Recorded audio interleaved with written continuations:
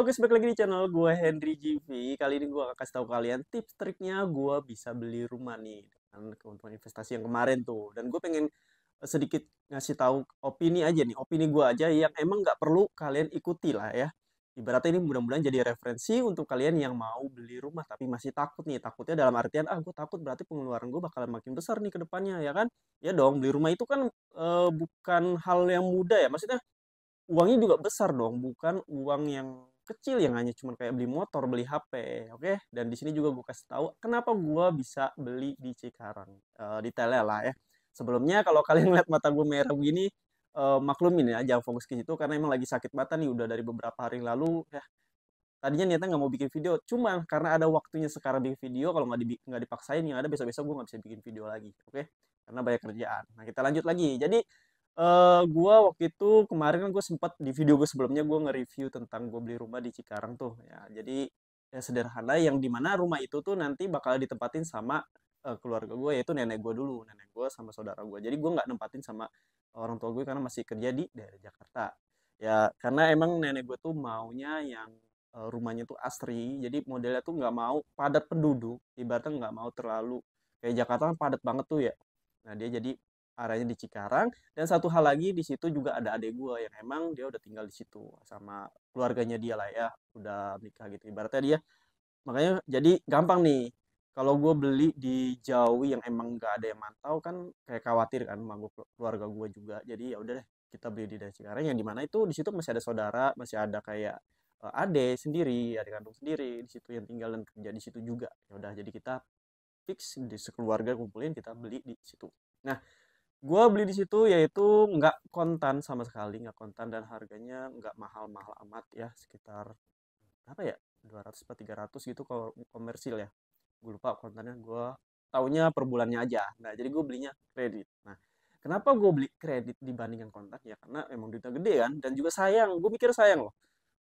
Ibarat kalian punya uang ini punya uang nih kalian punya uang sekitar di ATM kalian ada sekitar 500 juta atau 400 juta kalian beli rumah nih ya beli rumah yang ya kalau masih di luar Jakarta masih kayak standar lah ya, kecuali di Jakarta udah kayak 900 1 miliar ya.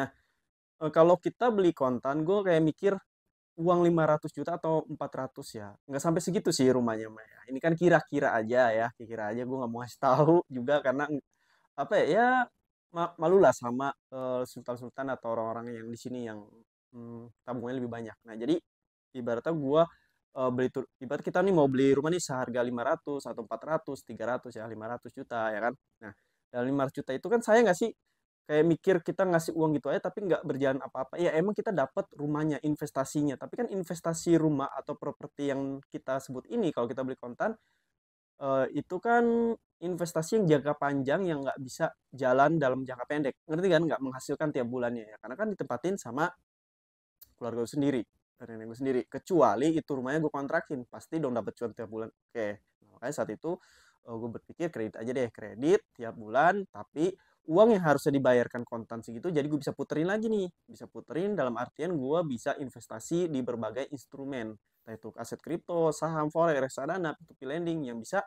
ngasilin uang nih buat gue dan penghasilan atau keuntungan dari investasi yang tadi ibaratnya harga rumah itu sekitar 300 atau 500 juta itu kita beli rumah kontan, kita bisa puter nih dan pakai modal yang harusnya beli rumah itu kita puterin lagi dan keuntungannya buat bayar setiap bulannya. Nah, jadi dari sini mudah kalian paham kan cara berpikir gue. Jadi cara berpikir gue tuh gimana caranya gue beli sesuatu hal dalam ya, beli barang tapi barang itu juga nggak terlalu bikin pengeluaran gue kayak ngepres banget nih ya yang seharusnya ibaratnya penghasilan berapa nih penghasilan kalian sebulan 5 juta terus kalau kalian ada kreditan motor berarti berkurang lagi dong pemasukan kalian kredit motor kira-kira 1 juta sisa 4 juta berkurang kan tiap bulan dipotong 1 juta 1 juta. Nah gimana caranya 1 juta ini kita nggak memakai uang pemasukan kita, penghasilan kita sendiri yang kita hasilkan dengan kerja keras. Ya itu caranya dengan investasi, uangnya kita puterin lagi, ya udah kita bayarin. Nah, ini rencana gue tuh begitu. Nah, mudah-mudahan lancar, intinya mudah lancar ke depannya. Nah, ini alasan gue yang pertama, kenapa gue pilih kredit. Ya banyak sih ya opini orang bilang, mendingan kontan gini-gini gini nih kalau bisa bangun kontangan dan lain-lain. Ya bisa, bisa. Tapi kan itu modalnya agak lebih banyak lagi. Kita harus bangun lagi, harus bikin apa lagi, ya kan? Intinya. Cuman di sini itu cara sesuai kondisi gua dan keadaan gua. Dan gua nggak bisa ibaratnya cara kalian dan cara gua tuh nggak bisa dipaksakan dalam kondisi entah itu gua, entah orang lain, karena orang tuh punya keadaan dan kondisinya masing-masing. Jadi semua jalan itu baik ketika kalian nggak merugikan orang lain aja. Intinya itu sih menurut gua. Nah, jadi gua beli di sekarang ya karena itu, ya kan?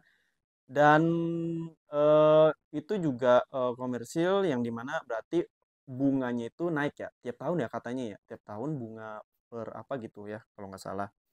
Nah nanti di situ juga kalau nggak salah pahit-pahit per bulannya itu gua harus bayar sekitar tiga tiga tiga enam apa ya tiga berapa gitu ya pokoknya karena udah punya tanggungan lagi nih ya ibaratnya gue jalani berarti gue harus lebih semangat. Jadi acuan buat gue semangat nyari uang lagi, nyari profit lagi, keuntungan lagi yang lebih besar lagi. Jadi kita kelola lagi uang kita. Nah, enaknya gitu. Jadi kalian juga bisa kok ibaratnya kayak gue.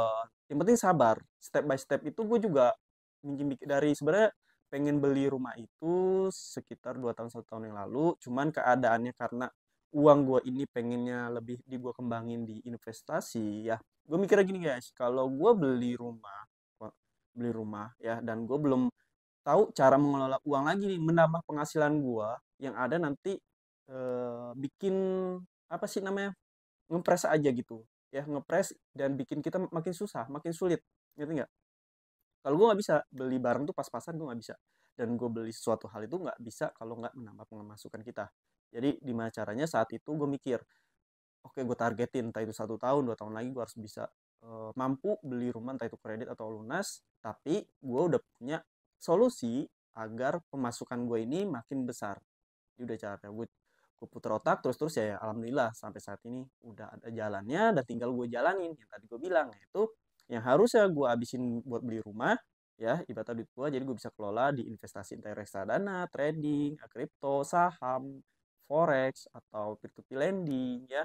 Deposito juga bisa. Intinya investasi yang menghasilkan tapi aman, nyaman, yang emang udah kalian paham semuanya gitu. Jadi nggak eh, ada kejadian yang merugikan kalian yang harusnya untung bisa bayar rumah ya malah rugi. Ya kalau kalian tanya rumahnya ukuran berapa ya?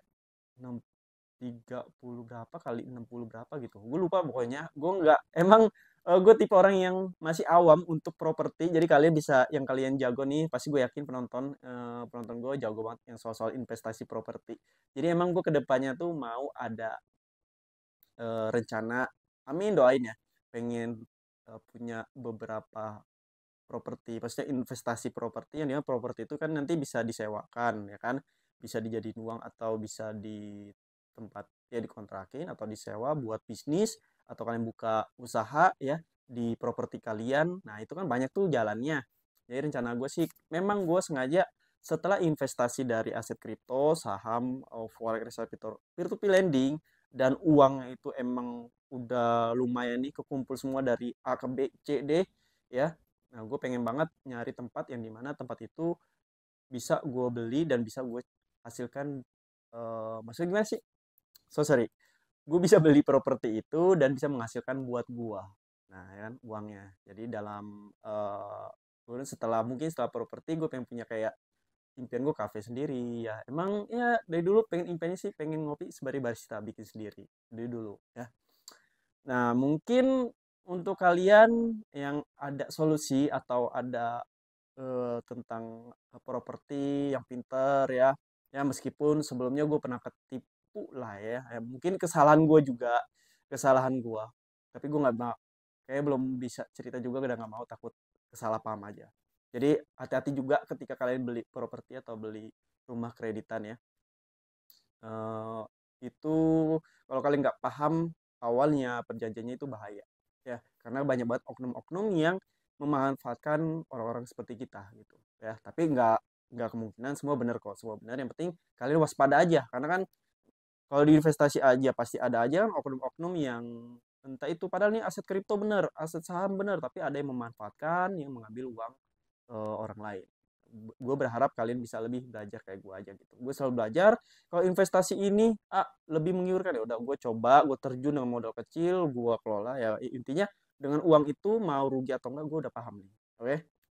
Mungkin cukup sampai sini. Pokoknya doain aja, mudah-mudahan target-target gue tercapai. Ya emang pengen banget kayak investasi properti, pengen banget punya kayak kontrakan, ibarat pengen punya sewa gitu-gitu. Yang emang rencananya emang tujuan goal gue itu pengen punya uang yang dimana tuh dia bekerja sendiri gitu, menghasilkan lah. Ibaratnya gue bisa santai, gue bisa jalan-jalan, gue bisa keliling, dan nggak perlu lagi trading terus ya kan. Gue nggak perlu, kan ada masanya ya, trading itu ada masanya. Trading itu kan selalu memantau market. Jadi menurut gue apalagi kalau lagi minus itu kan bikin kita deg-degan ya. Ya pengennya sih pengen punya penghasilan di mana uang gue aja yang bekerja, gue cukup menikmati aja. Oke. Wah, terima kasih udah nontonin video gue. Sampai jumpa lagi di next video.